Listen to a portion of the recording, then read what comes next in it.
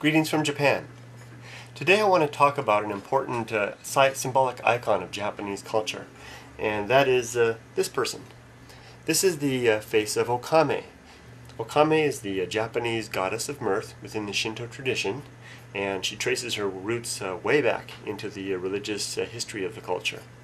Okame is very famous not only as a goddess, but also as a symbol of traditional beauty in old Japan.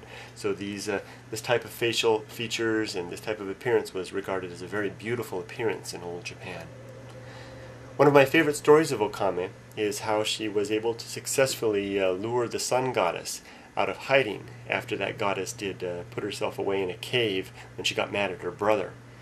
All the gods and goddesses clamored around the cave, and they tried everything they could to get the goddess to come out. And of course the world was plunged into darkness during this period, so no one could see anything. And it wasn't until Okame tried her hand at getting the god out that some success was found. And Okame did this by using her voluptuous, beautiful nature to basically cause a commotion outside the cave. Okame basically stripped down to next to nothing and went into a rather erotic dance for all of the gods and goddesses. And this caused such excitement and such a clamor outside the cave that the sun goddess couldn't help herself but push the rock that she had put in front of the cave aside and poke her head out to see what was happening, thus allowing all the gods and goddesses to convince her to come out. So it wasn't, if it wasn't for Okame then, the world may still be dark, and so we owe our sunny days to this goddess. In modern times, Okame is more commonly thought of as an icon of the culture, and it's not uncommon to see images of Okame in stores and markets, on craft items, and even on products that are sold in stores, such as you can buy Okame-faced food products as well. So she's a very common icon in the culture. Her partner is this fella here. This is Uzume. And he is also a very important figure, not only in the culture but also with theater. They both are, actually. And it's not uncommon to see an image of these two together. You can even spot people wearing masks like this at festivals here in Japan. So they're very common figures. And they both have different names as well. Just Okame and Uzume are two of the more common names. Okame masks come in very small varieties, such as this little ceramic job. However, you can also find and spot Okame in very jumbo-sized varieties. This very big mask is a papier-mâché mask from the Japanese Taisho period, so the early 20th century. And it's beautiful. It's made of papier-mâché. It's got, you can actually see Japanese writing all around on the inside here. It's very nice. So big and small, Okame is a very popular figure here in Japan.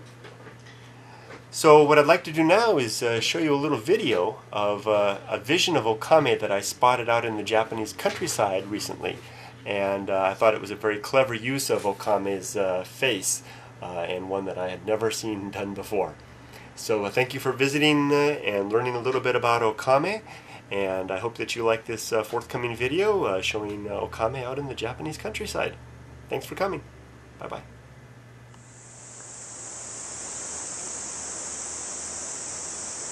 Here in this garden, there's a very interesting scarecrow. One that's got some very Japanese characteristics. Let's take a look. Here's the scarecrow here. Now, the farmer who put this scarecrow together took some time to put on a shirt, scarf, and even a hat. But what I really like is the mask, the face. That's no ordinary face. That's the face of Okame, the Japanese goddess of mirth. A very common and popular figure in Japanese drama, history, and theater. It's an old, probably a papier-mâché Okame mask that's been put on this scarecrow, and it has that very characteristic smile and wide eyes and merry look. An Okame scarecrow. That's a first for me here in Japan. And what a delightful discovery here in the mountains. I hope it works to scare the crows away.